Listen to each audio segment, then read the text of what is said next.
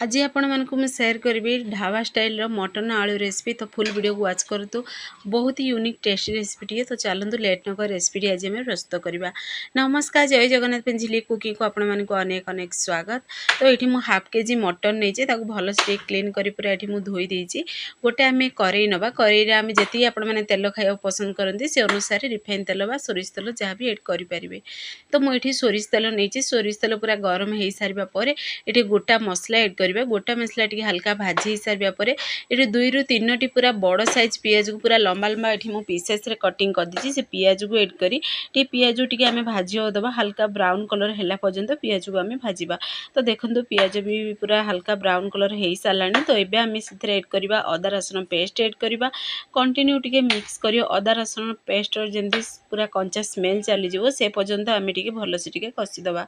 कषि हो सारापर आम से एड करदे मटन को एड करी आम हाई फ्लेम रे टिके मटन को टिके तेल रे आम प्रथमे टिके कषि हवा दबा। जमती टिके मटन रो पूरा कलर चेंज हो से पर्यंत टिके कषिबा। पुणी देखंतु एठी मु 2टी पियाज पुणी गोटे टमाट को टिके हल्का भाजिकी मिक्सर ग्राइंडिंग कर देती।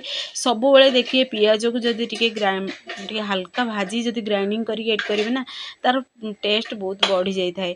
तो अल्प टिके गुंड मसला नहीं हलदी गुंड नहीं लंका गुंड पुणी जीरा पाउडर धनिया पाउडर स्वाद अनुसार दबा लुण टिके जार को क्लीन करी आम से पानी देदेबा। पुणी थे भल से टिके मिक्स करदबा। टिके मसला को भी आम मटन सहित टिके कषि हवा दबा।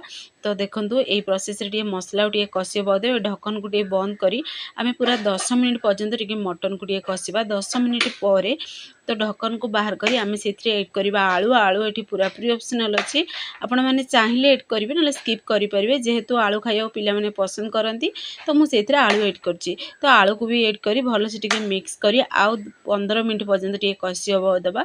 तो देखो ये पूरा पाखापाखि मुझे 25 मिनिट पर्यंत पूरा मटन को पूरा केवल कषि थी। सब बेले देखिए मटन को जिते भल से कषिबे ना तो मटन टी देखिए बहुत बढ़िया सीझिबो भी आउ टेस्टी भी लगिवो। तो देखो मटन परफेक्टली पूरा कषि भी सारा टोटाल भी पानी ना आपण मैंने देखी जानी पड़े पूरा पूरी सुखा बनी जाइए।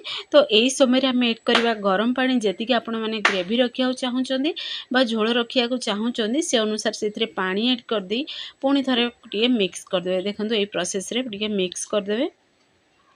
तो मिक्स कर सारिबा परे आम से एड करदबा ढक्कन को एड करी पूरा आउ 15 ରୁ 20 मिनट पर्यंत टिके मटन को आम स्लो आंच रे टिके सीझा को छाड़ीदबा।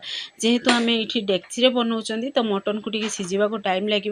लास्ट रे आम गोटा गुंड मसला पाउडर एड करवा टिके फ्रेश गोटा मसला को हल्का फ्राई कर जदि एड करेंगे तार फ्लेवर बहुत बढ़िया आसीबो। पुणी से अल्प टिके कस्तूरी मेथी दबा। आपण मैंने कस्तूरी मेथी जगह ये धनिया पत्र भी एड करें। तो देखो मटन भी आम परफेक्टली पूरा सीझी जाइए तार फ्लेवर भी बहुत बढ़िया आसी। तो देखो आपण मैंने देखी जानी पड़े परफेक्टली मटन रेसिपी आम प्रस्तुत हो सारी। ये खावा को ना बहुत टेस्टी थी देखिए भी बहुत सुंदर देखा जाऊला। तो फाइनाली आम मटन रेसिपी प्रस्तुत हो जाए आलू मटन रो मसला ढाबा स्टाइल प्रस्तुत हो सारी। तो आपण मैंने घरे आपको निश्चय ट्राए करूँ। जदि आपण मानक वीडियो पसंद आसो ताले सांग मानक शेयर करूँ लाइक करूँ। चैनल जदि नुआ अच्छा चैनल को मोर सब्सक्राइब कर दिंतु बेल आइकन क्लिक कर दिंतु जहाँ फल मोर सब वीडियो नोटिफिकेशन प्रथमे आपण मानक पहुँचो। तो फेसबुक पेज देखुं जदि फॉलो करूँ।